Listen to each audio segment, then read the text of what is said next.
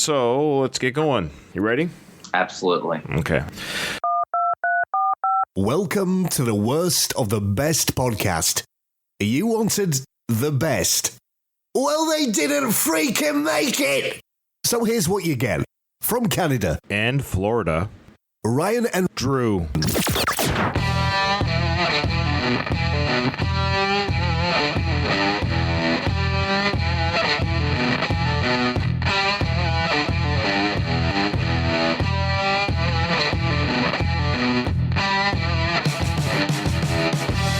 Welcome, everyone, to the Worst of the Best podcast. I am your host. You probably noticed with the intro, it sounded a little bit different because with me, I have a guest host, and that is Drew. He has been on already. I guess this is your fourth time or fifth time on the show. Am I right?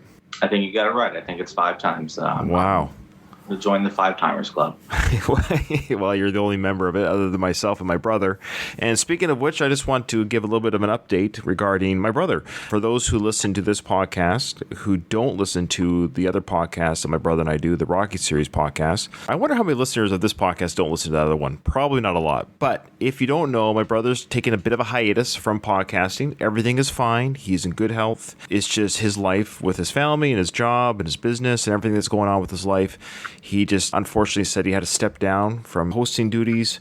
Like I've said on the other podcast, he has, of course, a open-ended invitation. He can trump anyone at any time to come back on the show whenever he's available. So I told him, Ruben, whenever you're not busy and your life's not crazy, you just let me know and get him on. So you'll hear his voice again in future episodes, but just throughout this Worst of the Best podcast, we're going to have a rotating guest host, kind of like, I don't know what other show does that, TV show or otherwise. I'm trying to think. There aren't any. This is the first time anyone's attempted this. This is the first time. I'm setting new precedents. Am I in podcasting history? Don't sell yourself short. Okay, well, that being said, Drew, you are part of that 5-timers club, and I got my good friends, Doug and Craig. They're going to come on as well, and they've already picked up some of their topics. Some future topics are going to be Iron Maiden and Kurt Russell. But today, we are not getting political, so I don't want our listeners to turn off the podcast just yet. But we are talking about Hillary Clinton, and we're going to talk about the top 10 conspiracy theories about Hillary Clinton. Did you even know there was that many conspiracy theories about her? Oh, I live in America. Absolutely. I knew. I was well aware. As I looked at some of these, I thought these are maybe like the top 10 most publicized or most talked about. There's definitely been some crazier ones, I think, just sort of off the top of my head. Then there's just sort of this general Democratic establishment conspiracy theories that you have out there. So these all seem more personal to her. That's what we're going to address. Hillary Clinton, the conspiracy theory magnet. You are an American citizen and a U.S. citizen, and I'm Canadian. I'm not a political pundit. I can't speak intelligently on anything in general, let alone politics. But I do kind of follow politics in the States. It's fun to watch, and I definitely watched the Hillary versus Trump campaign. That was a lot of fun to watch. And some of these things that we're going to go through today will draw from that. So let's just get right into it. So why don't you start with number 10 there, Drew? Number 10, I think, goes back to a lot of people's introduction to Hillary Clinton as an individual person. I know that, she sort of was the first lady. When she started to have her own conspiracy theories, I thought was around the time of the Bill Clinton impeachment scandal. The number 10 on our list as far as Hillary Clinton conspiracy theories is one that was propounded by the White House employee who secretly taped Monica Lewinsky. That was a woman named Linda Tripp. Mm-hmm. Linda Tripp was apparently known to claim that the entire Monica Lewinsky scandal and the affair itself and making it as public as it was Hillary's idea. People that sort of believe in this conspiracy theory apparently believe that the logic behind this would be that it would humanize Hillary and that after Bill had served his 2 terms, then she could continue on that political legacy because of the sympathy she garnered from being the woman who Bill cheated on. I love it. I'm sure Bill was, if this is true, Bill was happy to oblige in this scandal. Exactly. I want you to do me a favor. You know that he smokes cigars, right? Well, that seems to be part and parcel to this entire thing, isn't it? Smoke cigars. has cigars. I know that he has cigars. We do keep this show PG, sometimes PG-13. I don't want to necessarily reiterate some of the stuff that Bill did in the Oval Office. Just Google Bill Clinton cigars and Bill Clinton on the phone with other world leaders, along with Monica there as well. Those are the shortcuts. Yeah. I did not have sexual relations with that woman. It all depends on what your definition of is. His idea of sexual relations is a little bit different than mine, and I think that my wife would also feel the same way. Within a relationship, you define your own parameters. That's what that number 10 is all about. So let's go to number 9. This one I hadn't heard about. This was Chelsea's father might be called into question, that it might not actually be Bill. And I think that goes without saying that, yes, Bill, he's always been kind of known as the womanizer. I don't think that's really up for debate. And while there may be more than a few rumors swirling around about Bill, he's not the only member of the marriage who's allegedly to have strayed from their vows. According to the likes of Donald Trump and Roger Stone, of course, Hillary was less than faithful as well. Stone even goes so far as to name 2 of the men Hillary's alleged to have slept with. That's Vince Foster and Webb Hubbell. Vince Foster is probably the more famous name, but it's Webb Hubbell who is really at the heart of this conspiracy theory, as he is purported to be Chelsea's real father. In front of me here, I actually have a picture of Hubbell and Chelsea Clinton, and I will say I can see why this theory has made its rounds a little bit. I think she looks more like him than Bill. It's just by looking at the 2 pictures that are provided. Now, she definitely looks like Hillary, of course. Do you see Bill in her? No, but I'll be absolutely honest with you. I'm not a gigantic proponent or adherent to this whole familial similarities thing. Sometimes it happens and you point to it and you go, okay, that makes sense. Sometimes it doesn't and you just sort of never talk about it. In this instance, this is sort of an interesting picture of him, of Hubbell. He's sort of in the middle of saying something, so his mouth is wide open. So sure. They picked the right picture to sort of put side by side with Chelsea. I honestly feel like growing up sort of in a similar time with Chelsea as she grew up, the way that she looks has changed throughout time. Maybe at this point in time that this picture was taken, she looked the most like Hubbell. She's definitely gone through phases, as any person will, as they're growing up. I don't think she looks so much like him. They talk on it. It sort of just reinforces it if you already believe it. I do agree with what you're saying there. Of course, sometimes we might look too hard. I think it's probably fair to say, and our further conspiracy theories will talk about this, I don't think either partner has been faithful in their marriage. One of these sort of power couple dynamics throughout history, you've always asked, these 2 people are both such distinctive personalities with their own careers and their own lives and their own directions. Maybe they're forgiving of these sorts of indiscretions in the name of the greater goal, which would be Rodham Clinton dynasty, as it were. Agreed. Yeah. Number 8. This one is sort of general and it's very early 90s. It started when she was the first lady of Arkansas, back when Bill was the governor. And it just continues in the circles where they think it might matter. This conspiracy is the conspiracy theory that Hillary Clinton is a lesbian. Whoop-de-doo. It's 2020. What sort of things should we be talking about other than this? Right. To substantiate this, you just can talk about the different people that have put forth this conspiracy theory, and that includes people like Jennifer Flowers, who Bill Clinton is alleged to have had relations with. But maybe that's just a smear that they want to throw out there. Not groundbreaking news in 2020. Yeah. All right. This is funny. I don't know why I laugh. I love conspiracy theories. This next one, number 7, I actually really believe. This is the honest truth, and we're going to get into it. But before we get into number 7, I just want to let our listeners know the point of this episode, and of all of our episodes, I usually do a little disclaimer because you never know who's joined the episode because of the topic, is we don't provide the list of any topic that we cover. We just pick the worst of that best list. And number 10 doesn't mean it's the worst one. We just decide independently, and we don't know each other's picks either. We don't know what the other person is going to pick. For this list, it's going to be the one that we think is the least likely to be true. I'm still formulating my decision as we go. I want to hear your argument for these things and hear your take before I make my call. Yes, absolutely. And those who have listened to this show since the beginning, Ruben and I have done that as well. It's perfect, Drew. That I've literally have changed Ruben's mind at the end of the show. He's made a pick, and I've given my reasons for my pick. He's like, you know what? That makes more sense. And so you're allowed to change your pick before we hit the end of the recording. That is allowed. You're allowed to change your pick. This one's really interesting. If you remember during the Trump and Hillary campaign and then the 9/11 memorial, do you remember that 9/11 memorial where Hillary fainted? Yeah, I do. 2016 election cycle was a pretty big deal. Keeping an eye on the way that the news covered that and portraying Hillary as weak in every way that you could portray someone as weak. Did you see the video of her fainting? Have you seen it though? Yeah, I've seen it. It's very difficult to watch. I don't know why. It almost looks like this is a deeper conspiracy than the one that her body looked like it shut down like a robot. It really did. And that's not the conspiracy theory here, but her handlers almost kind of knew that this was going to happen. They picked her up, they threw her in the van, and off she went. But what makes this one very interesting is proponents of this theory have placed photos from that day alongside with other photos of Clinton, pointing out apparent discrepancies between the features such as her nose, cheekbones, neck, and stomach as evidence that they're two different people.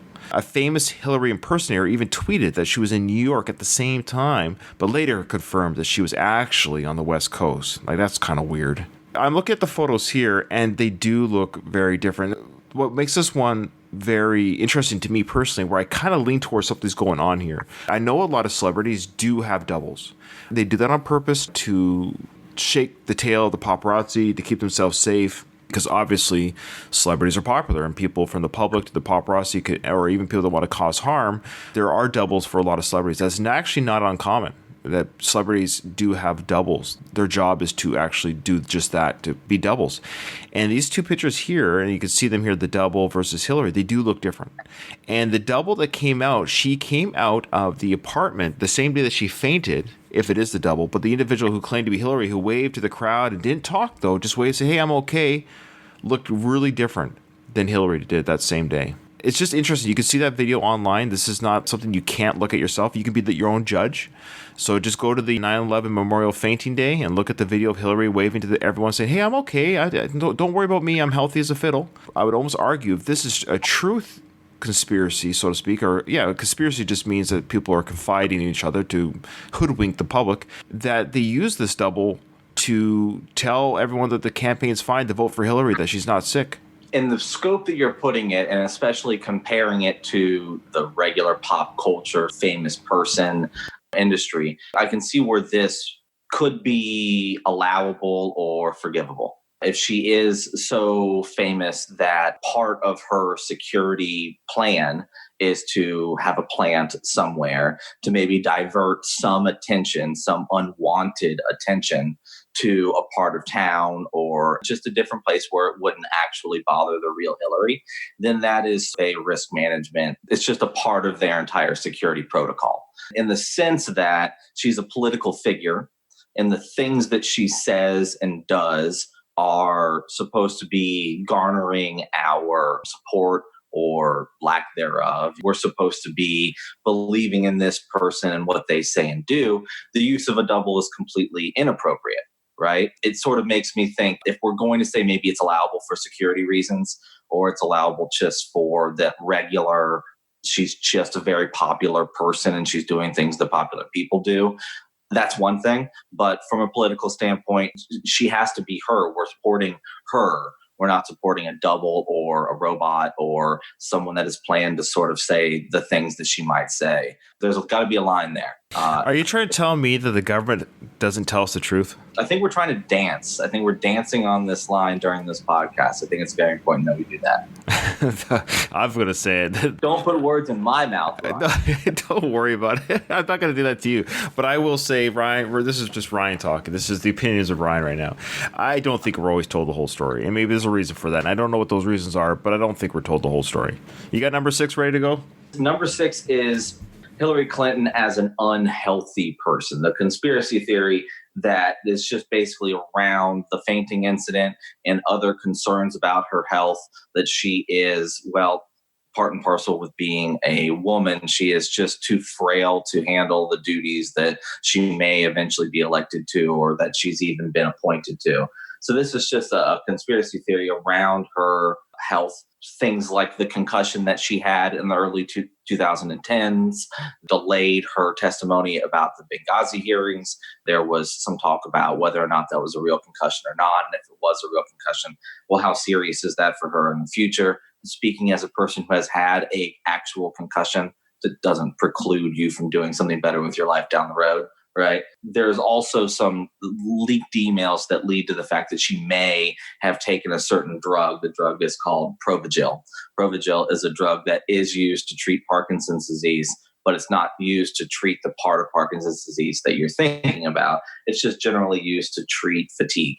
And other people like Barack Obama have used this drug when they're in sort of this go, go, go, either campaigning or doing the duties that they are elected to do. Yeah, the fact that she took this drug, the fact that she is the only presidential candidate in history to release her medical records, just coming from where I come from and sort of knowing what I know, you release your medical records, there's a lot of scrutiny that can be opened up. Maybe the conspiracy theory is true that she's unhealthy. Well, we do know that President Trump is the healthiest president to have ever lived and run for president. Also a very stable genius. Yes, because I wish I had Trump's doctor. a very scrupulous doctor. No kidding. Number 5. With Hillary ultimately facing off against Donald Trump in 2016, indisputably the most unconventional nominee in history and a magnet of conspiracy theories himself, it was almost inevitable that the two would star opposite each other in a shared conspiracy. Namely, the theory that Trump himself was a Clinton plant. This theory doesn't require as much stretching of the imagination as many of the others that we've talked about. Quite simply, conspiracy theorists on the left and right have pointed to the long, friendly, and publicly established relationship between the Trumps and the Clintons. They attended his wedding. He donated to their foundation. And they were clearly friends long before they became quote-unquote enemies. The main piece of evidence cited in support of this theory is a phone call from Bill Clinton to Donald Trump that took place about a month before he entered the campaign. According to the Washington Post, 4 Trump and 1 Clinton associate confirmed that Bill used the call to encourage Donald to get more involved in the GOP. Theorists claim that Clinton's outright asked him to run a campaign so bad it would destroy the Republican Party. Obviously, the most entertaining part of this theory is that the plan failed, keeping Hillary from her dream job and forcing Donald to do one of the hardest jobs in the world. I think there is some truth to this. Sometimes politics and government and all that we see the world as a stage, right?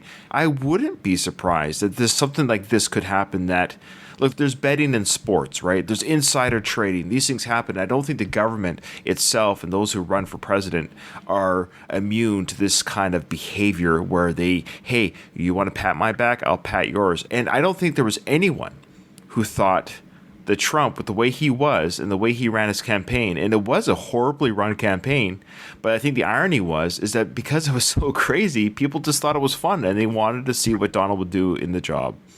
I think the plan backfired, if this is true. I'm going to keep this within the realm of what you're playing with, which is it's all storylines, and it's all a very big narrative of the very big picture. If you do that, then you sort of don't feel so offended maybe that you happen to live during the part of the story that was kind of wonky. I have never really thought that all politicians were all that different. When you talk about a guy who was considered for a very long time to be a Democrat suddenly running for president as a Republican, and you look back and you see sort of who his previous contacts were and the people that he is wrapped up with, friends of friends, the Clintons wind up within those circles. This one does sort of seem more believable. But yeah, this one does seem, if it's all just a big story and we're just these readers or the audience, just sit back and watch these political parties collude with one another, I could buy into it. I could see it. And the irony at the end, very pleasing from an outsider's view, right? Sure. Irony at the end is just like, this is a great story. They wrote a great ending. It didn't all work out the way they planned. I remember when, again, this is just me as a Canadian looking down south, watching this unravel, and I remember the day of the election. It was going to be almost a boring election night because we all knew that Hillary was going to win. It was going to be a landslide, and then Trump already had his, well, I didn't really want to win. It just goes to show that anyone can be president if I can be second place. Like, that type of dialogue would have happened. I think, honestly, Trump was surprised as we were. Sure. cut my reaction out because I don't really know what to say to that. No, it's fine. There's nothing really to say. You don't have to. And I actually remember feeling the day of the election kind of like, oh, this is going to be boring. Just watching Hillary win by a landslide. And when I saw Trump winning unexpectedly in all these other areas, what do you call it? Electoral college. Thank you. State by, yeah. Yeah. So when he was winning where he was supposed to win with the ratio that he was supposed to win, I was like, oh my goodness, he's going to become president. And I had a good chuckle. And I don't mean that in a point to my fingers and laughing or even watching the world burn type behavior, but just the world is a parody. It just said, of course he's president. That's the timeline we're on. And if you believe in parallel universes, which is another episode, top 10 parallel universe theories, we'll get to that maybe one day. All right. Ooh. Yeah. I think I do agree with you that the initial shock and the initial reaction was, well, if nothing else, right. Things are going to be very different today. Right. To people that look forward to very different things, yes, there was some excitement on that day. Right. Yep. To get to number 4. Now, I sort of consider number 4 to be sort of an extension of number 3, and here's why. It is a longer, drawn-out plan than what you had talked about. Okay. So you had talked about in number 5 was the Clintons were conspiring with Trump to get him to run so that the Democratic nominee, Hillary Clinton, would win that election.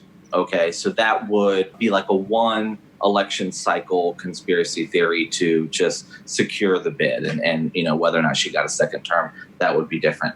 What we have here in number 4 is an actual conspiracy theory that involves impeachment.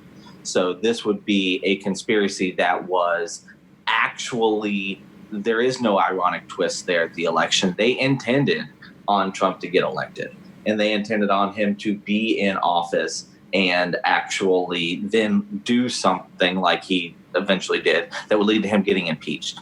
Now, this plan would be not just to harm the Republican Party in the short term, to cost them the 2016 election, but it would actually sort of destroy the Republican Party due to the divisiveness around the impeachment and being unable to recover from having such a bad president who had been put into office essentially by the Clintons. So that is this conspiracy theory that they just sort of laid the seeds for President Trump to eventually screw up, and his screw up would then screw up the entire Republican Party for a very long time, causing some easy layups for Democratic candidates in the next several elections. Conspiracy theory. And this one didn't work out either, if it's a true theory.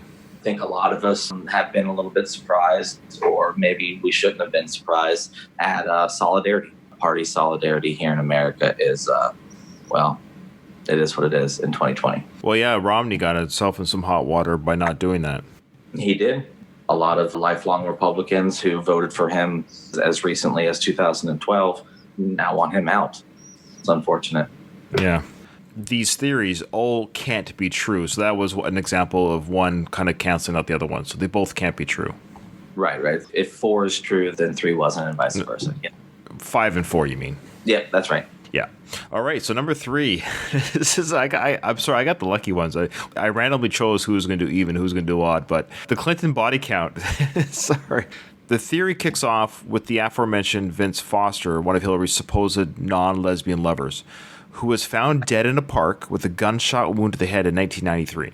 Proponents of the Clinton body count theory claim that this was not a suicide, but a murder, either to cover up the affair or to prevent Foster from implicating the new first couple in any crimes. The subsequent decades are filled with over 50 names of apparent victims of this scheme, ranging from political allies who couldn't be trusted to reporters who knew too much. Such as the next major death was that of Seth Rich, a DNC staffer who was shot during an attempted robbery in 2016. Julian Assange hinted that Rich was behind the WikiLeaks DNC email leaks and that he was taken out as punishment. And you might remember Sean Hannity pushing this theory until his advisors forced him to stop at the request of the Rich family. Rudy Giuliani also floated the theory, but said the family being in some degree of pain is no reason to stop. Finally, the theory has been linked, of course, to Jeff Epstein, the billionaire pedophile that committed suicide in prison in August of 2019. With Epstein being a known child trafficker and elite socialite, it's not hard to believe that he would have some dirt on some very powerful people. And he is known to have socialized with Bill. A number of coincidences, such as the guards not doing their rounds when the suicide occurred, conflicting autopsies, and the security tape being accidentally deleted, have led to further speculation that Epstein's suicide was just another faked staged by the Clintons. And we actually did an episode on Epstein that people, if you want to listen to that, go back and listen to that. That was a good episode. Here's the thing, and I'll say this about this conspiracy theory. It's heavy, it's dark. What we do have is people are dead. So that is not a theory. We do have a body count. If you go online, you can read this body count that in some way these people have been connected to Clintons. Is that normal to have a lot of dead bodies around politicians before the age of 70? I don't know. I don't know if I can answer that either. Honestly, I felt this was going back to the very first time that I knew about the Clintons as a duo, not just President Clinton. This was probably what I thought would be the number one Hillary Clinton conspiracy theory. Knowing what I know about Whitewater, knowing what you know about this Vince Foster suicide and other things that have been made to look like suicides. And most recently, Jeffrey Epstein. Obviously, I wasn't on your podcast, but it's one of these things that the connection is just there. The stuff with the guards is just too much to ignore. There was some gross negligence, or it wasn't a suicide. If you look at that too many times, and the Clintons have just been embroiled in this apparently 50 times, the connection is there. You can imagine a motive in this day and age where sort of image, maybe you could justify the ends justify the means on this, taking this person out in order to preserve your image. That sounds like something that might happen. And this has been out there for 30 years now, the theory that the Clintons have sort of covered this stuff up. Powerful people can do things that you and I can't do. Yep. Yeah, I could arrange to have somebody killed, but I'm going to jail for it. You may not be able to afford the legal team and the appropriate accommodations to get sort of house arrest and then have it pushed off for years and years and years and get yourself a nice, quiet settlement later at the end of the day, right? Well, that's the thing about powerful people when you have money and power. Let's say I wanted to have you offed, right? Now... And I wouldn't blame you. Yeah, of course. The moment I try to contact or search for a hitman, the connection is old to me. I wouldn't even know who to talk to. So I would have to literally go on the internet.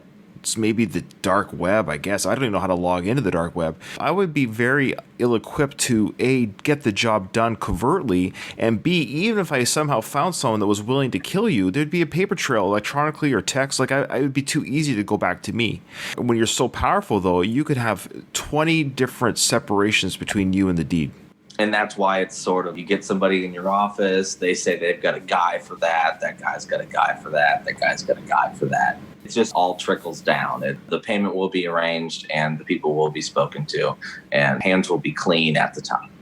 Yeah, let's say the guys that killed Epstein, let's say it was murder. Let's say a guy went in there literally, as per the autopsy actually indicated that he was murdered. So if you went in there and strangled him, even if that guy got caught red-handed, he's like, yeah, I just didn't like him. Because he knows he can't say anything about the Clintons because his family will be killed. Yeah. Yeah. All right. You ready for number 2? Yeah, let's get to number 2. The number 2 conspiracy theory about Hillary Clinton has a lot to do with her number one aide. This would be the woman named Huma Abedin. She was the wife of Anthony Weiner, a Democratic politician. He was involved in a lot of his own scandals. But his wife, Huma, was Hillary Clinton's number one aide. She was the right-hand woman. Now, the allegations or the conspiracies surrounding Huma, they have to do with, one, that perhaps Hillary Clinton was in a ongoing lesbian relationship with her right-hand woman. This is just the ongoing allegations that Hillary is sleeping with women, as if that particularly matters. People like Rush Limbaugh, the conservative radio host, who I guess recently got the Medal of Honor, if you still believe in those things, he likes to point out that Huma Abedin's mother is friends with the widow of the president of Egypt, or the then president of Egypt. And this woman, who the mother was friends with, is a well-known affiliate of the Muslim Brotherhood. There's sort of a connection there. And of course, if you just sort of tug on those strings, you wind up with Rush Limbaugh alleging that Hillary Clinton's favorite aide is a Muslim terrorist. She's part of the sisterhood. And then, the extension gets made is Hillary Clinton a part of the Muslim sisterhood, which to a lot of people just ask, is Hillary Clinton a terrorist or something? So that would be the connection there. Now, all of the hilarious things that can be said about Anthony Weiner, we may have to have another podcast about that. But here, his wife is sort of the connective tissue with the number two Hillary Clinton conspiracy theory, which is that she's part of the Muslim Sisterhood. This is actually a theory that was propounded by Trump supporter Michelle Bachmann in 2016. And I can't believe that I forgot to mention that, because Michelle Bachmann is one of my favorite hilarious politicians. Yeah, and she's also the daughter of Bachman Turner Overdrive. I'll believe it if you say it. No. That's a very interesting one actually I haven't heard before. No, I don't think I really did either. I don't listen to a lot of Rush Limbaugh. May he soon rest in peace. Okay, number one. Perhaps the most memorable conspiracy moment in Hillary's life is one that turned out to be true.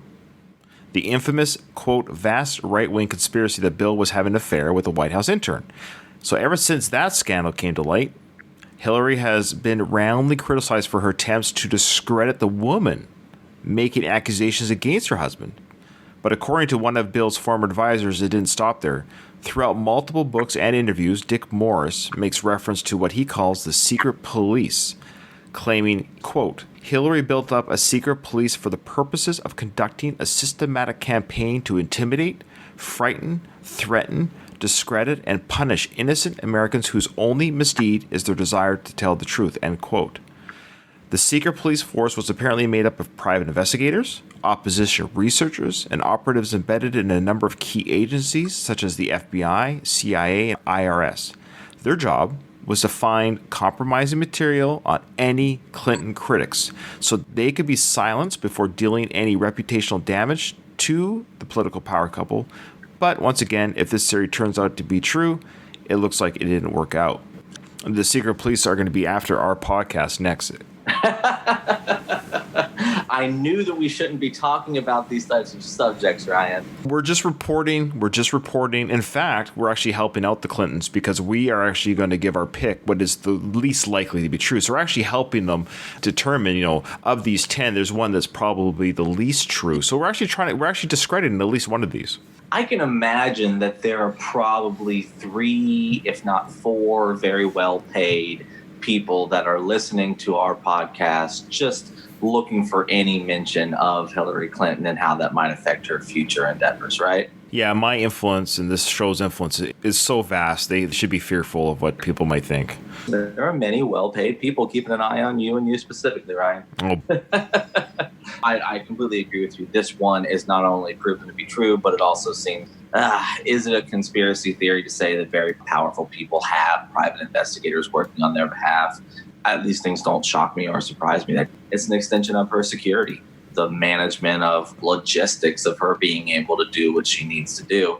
She needs to have investigators working for her. The whole concept of that third category of plants within certain government agencies. I don't know. Maybe that could just be people that are friendly with her, and now they're going to be referred to as plants or close associates. People that would give her a heads up if something seemed to be sensitive to her. As a conspiracy theory, it just seems like anybody that would ever reach the level of a Hillary Clinton or the level of a duo like the Clintons, they would have these sorts of people working on their behalf. That'd be part of their team. You ready? Are you ready to pick which one you think is the least likely to be an actual truth? Yeah. You mind if I run down the 10 again real quick? Of course. Okay. And number 10 was the Monica Lewinsky scandal was all Hillary's idea. Number 9 was Chelsea Clinton is not Bill Clinton's daughter. Number 8 was Hillary is a lesbian. Number 7 is Hillary is a body double or clone of some sort. No, she has a double. Okay. Yeah. Okay. There is still a real Hillary Clinton out there, but there's also a double of her. Right. Yes. Number 6 is that Hillary is too unhealthy to take any of the offices that she aspires to. Number 5 is that Donald Trump was a plant who was secretly working with the Clinton family or the Democratic Party. Number 4 is an extension of that idea, which indicates that Donald Trump is a plant that is not just meant to ensure one election for the Democrats, but is meant to ensure many elections down the road by getting impeached and destroying the Republican Party. Number 3 is the Clinton body count. Number 2 is the Hillary Clinton, Huma Abedin, Sinister Sisters, Muslim terrorist conspiracy theory, and number one is Hillary Clinton's secret police. Now, out of those, the one that I spoke about most recently, the thought that Hillary Clinton is a Muslim terrorist, to me, that is the least believable of these conspiracy theories. Okay. That's not a bad pick. I'll allow it. That's not bad at all. I'm torn because there was the two contradicted each other. The Clinton plant, so that Trump himself was a plant to give her the victory, vice Trump winning the election so he could be impeached, so Hillary could... What was the reason for him being impeached? The reason that he was impeached in reality was that he arranged a quid pro quo with the president of Ukraine. He asked the president of Ukraine to investigate his political rival, or specifically his political rival's son, in his business dealings in Ukraine. And in exchange for that, President Trump would not only give him the international aid that was allotted by the Congress and paid for by the United States taxpayers, which Trump was obligated to give him anyways, but he would also arrange a White House visit with the Ukrainian president. So those two things in exchange for an investigation into a political rival. Okay, sorry, I asked the question wrong. My apologies. Thank you for answering that. That's fine. That was the Trump impeachment that we just had. But the Clintons wanted Trump to be impeached because this would cause an identity crisis for the GOP and move it more towards the center, giving Democrats an easy ride for a few years. That was their goal if he was to be impeached, had this been a conspiracy. So those two contradict each other. So I believe one of them is definitely the least likely. And I think the least likely one is the impeachment plan. I think to have him in office just to see him impeached, I think is that's too risky to have him in office because he could just swerve anyways. I don't think he's somebody that you should rely on. And I think the Clintons would know that Trump's probably not someone you should have a quarterback in your team. I think I agree with you in that would have been such a stretch to believe you can control all of the things, especially knowing going into 2016 that the Republicans controlled the Senate, that it was going to be difficult to wrestle that from them, and that they would be the ones ultimately in control of impeachment. To me, honestly, that conspiracy theory just does not make sense given what we knew in 2016 about the political climate. Exactly. So there you go. Number 4, the impeachment plan. That's the least likely in my books. So that is the worst of the best of these conspiracy theories of Hillary Clinton. And quite frankly, I think the rest could very well be true. And several of them, who cares? So. Yeah. If she's a lesbian, I don't care. So remember, everyone, in front of every silver lining, there is a cloud. And we're here to help you find it. Thank you, Drew. Thank you for coming on and filling in and being a guest host on this episode. I hope to have you on again someday. It was absolutely my pleasure. And if we ever get the chance to talk about any of these wacky topics, I'm your man. Awesome. All right, brother. Have a good night. Take care.